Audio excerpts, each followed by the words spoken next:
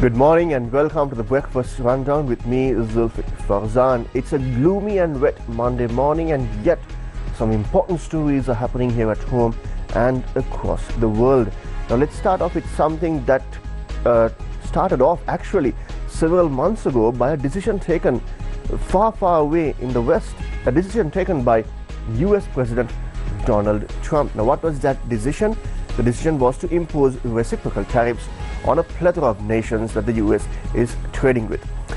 Now, a high-level delegation from Sri Lanka, led by Deputy Minister of Finance Harshana Surya-Peruma, will be departing for the United States of America today for the second round of bilateral discussions on US-imposed tariff regulations. Now, the talks are set to take place in Washington, D.C. on the 27th and 28th of May at the invitation of the Office of the U.S. Trade Representative. Now, the discussions aim to strengthen economic ties and enhance bilateral trade relations between the two countries. Now, on the 25th of April this year, the President's Media Division said that Sri Lanka and the United States are expected to sign a trade agreement following productive discussions in Washington, D.C. earlier on. The President's Media Division said at that time that on the 22nd of April 2025, the Sri Lankan delegation met with Jameson Greer, the U.S. Trade Representative, to hand over the original documents of the previously submitted documents as directed by the President. Now, during the meeting, the delegation had briefed Ambassador Greer on the measures taken by the Sri Lankan government to address past challenges and prepare for future ones, aiming to fully restore the economy. Now, on the 2nd of April this year, U.S. President Donald Trump announced the imposition of sweeping tariffs of some of the country's trading partners.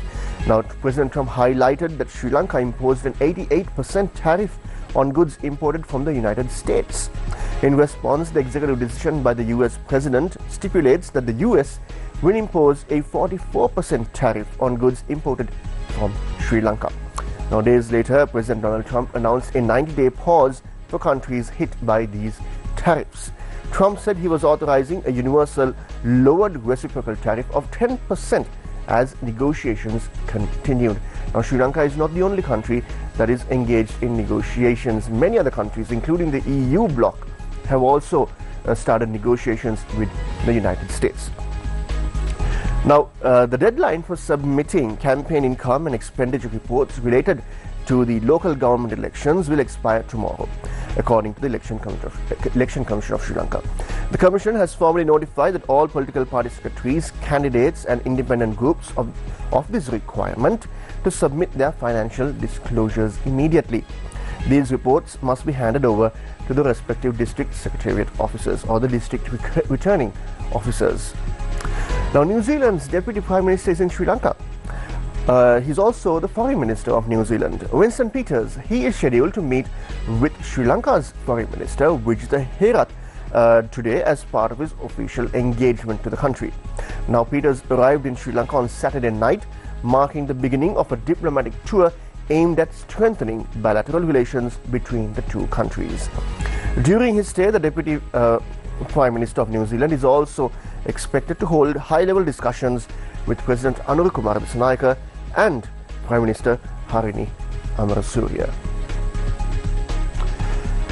Now, the wave of crime appears to not have stopped when another shooting took place late last night. Now, a shooting incident occurred last night in the Pinwatta area of Panadura, targeting the residence of a woman currently in remand custody over her alleged involvement in drug trafficking. Now, this is according to Sri Lanka's police. Now, the incident had taken place at around 8:30 p.m. when an unidentified individual arrived on a motorcycle and opened fire at the house before fleeing the scene. Now, fortunately, no injuries were reported from the incident. Now, police have further revealed that the woman's son had been arrested earlier in the day in possession of narcotics, suggesting a possible link between these two incidents. Now, authorities are currently investigating the motive behind the shooting. Now, the final rites of the beloved Sri Lankan actress and cultural icon, Dr. Malini Fonseka, will be held this afternoon at Independence Square in Colombo, marking the end of an era of Sinhala cinema. Her remains will be moved from the Tarangani Hall of the National Film Corporation at 8 a.m. today and taken to Independence Square, where the general public will be allowed to pay their last respects to this cultural icon from 9 a.m. to 3 p.m. At approximately 3:30 p.m, the ceremonial procession led by alumni of Kalaniya Gurukula Vidyalaya and fellow artists will escort the body to a specially prepared platform for religious observances. The cremation will follow at a specially constructed pyre within the Independence Square premises. Malini Fonseka passed away early on Saturday morning at the age of 78 while receiving treatment at a private hospital in Colombo. Her death has prompted an outpouring of grief from across the nation, with thousands visiting the National Film Corporation yesterday to pay tribute. Among those who paid their respects were Sri Lankan President Anura Kumara Dissanayake, several former presidents of the country, and a host of artists representing every facet of the creative industry. Admirers, some cheerful and carrying flowers, gathered to bid farewell to the woman affectionately known as the Queen of Sinhala cinema. Malini Fonseka's legacy spans decades, with her contributions to film, television and theatre earning her a revered place in the hearts of Sri Lankans. Her artistry and grace made her not just a cinematic icon, but a living chronicle of the nation's cultural journey.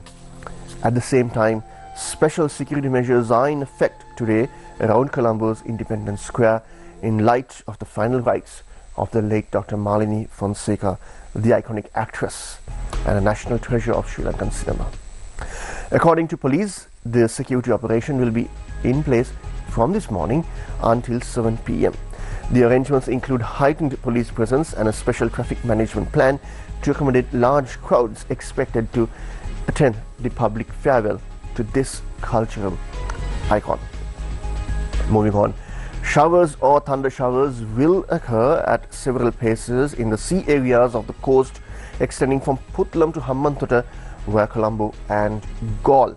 The Met Department says showers or thunder showers may occur at few places over the other sea areas across the island as well. Now, winds will be southwesterly in the sea areas around the island. The Met Department says wind speeds will be 40 to 50 kilometers per hour and may increase up to 60 to 70 kilometers per hour at times in the sea areas of the coast extending from Chilau to Kankasanture via Puttalam and Mana, and from Mathura to Potlivil via Hambantota. Now, the sea areas of the coast extending from Chilau to Mathura via Colombo and from Kankasanture to Trincomalee via Mullatiu will be rough at times, according to the Met Department. At the same time, an advisory has been issued to take necessary precautions to minimize accidents related to lightning strikes. Now, over to the United States of America. Like I mentioned earlier, many experts believe this whole tariff situation was created by Donald Trump himself. Now, Donald Trump has agreed to extend the deadline to negotiate tariffs with the European Union until the 9th of July. Now, it comes after President of the European Commission, Ursula von der Leyen, said she had a good call with Trump on Sunday, that's yesterday. Now, last month, Trump announced a 20% tariff on most EU goods, but later halved it to 10% until July 8th to allow time for negotiations. Now, on Friday, Trump expressed frustration with the pace of negotiations with the EU and threatened to impose 50% of tariffs. Von der Leyen earlier said she was ready to move swiftly to agree a trade deal with the US, but that the bloc needed time until July 9th to agree on a good deal, quote unquote. Now, Donald Trump has long criticized what he views as an unfair trade relationship with the EU, despite the bloc being one of Washington's largest trading partners. Last year, the EU exported more than 600 billion in goods to the US, while importing 370 billion worth, according to US government data. Now, this will be a developing story that we will be following here at Newsfirst. And that brings an end to this morning's edition of the Breakfast Rundown. But if you want to keep yourself updated with all the stories that we had just now and many more, visit our award-winning website, that's www.newsfirst.lk, and follow us on our social media handles on Instagram, Facebook, TikTok and X for more on the very latest. Until I see you again, next time, take care and stay safe.